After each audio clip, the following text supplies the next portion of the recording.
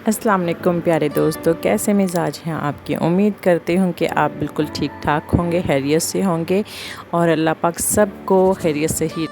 कभी कभी हमारी लाइफ में हमारे इर्द गिर्द बहुत कुछ ऐसा हो रहा होता है जिसकी हमें समझ नहीं आती, क्योंकि बहुत से ऐसे लोग होते हैं जो अपनी मीठी मीठी बातों से, बड़ी नरम लहजे से हमें उलझा रहे होते हैं, अपनी बातों में फंसा रहे होते हैं कि वो हमारे लिए सब कुछ है, उनके अलावा हमारा कोई भी हमदर्द नहीं है। लेकिन असल में ऐसा कुछ भी नहीं होता। ऐसे लोग वो होते हैं जो बिल्कुल नरम लहजे से, बड़ी मीठी मीठी बातों से अंदर ही अंदर आपकी जड़ें काट रहे होते हैं।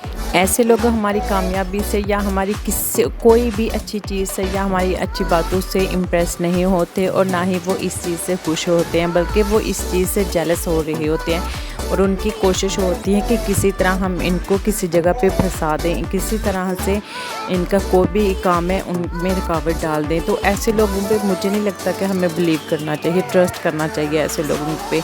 ऐसे लोग किसी भी जगह पे कहीं भी आपको गिरा सकते हैं, आपको बहुत ज़्यादा नुकसान पहुंचा सकते हैं। और ये मेरा पर्सनल एक्सपीरियंस है, ये चीज़ जो मेरे साथ हो चुकी है।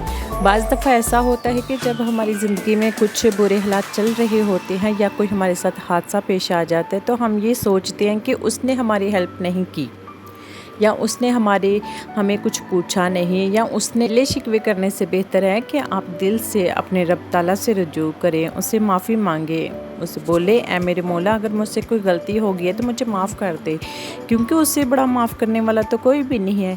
इंसान जो है वो एक तरफ हमें तकलीफ़ पहुंचाता है और दूसरी तरफ वो उस तकलीफ़ की मज़े ले रहा होता है, ठीक है।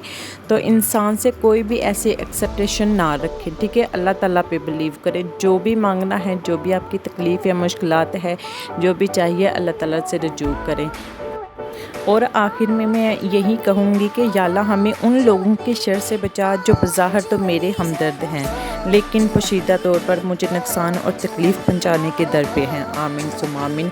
आप मेरे चैनल को सब्सक्राइब करें, लाइक करें, शेयर करें, और इंशाल्लाह नेक्स्ट ब्लॉग में आपसे मुलाकात होगी। अल्लाह हाफिज़।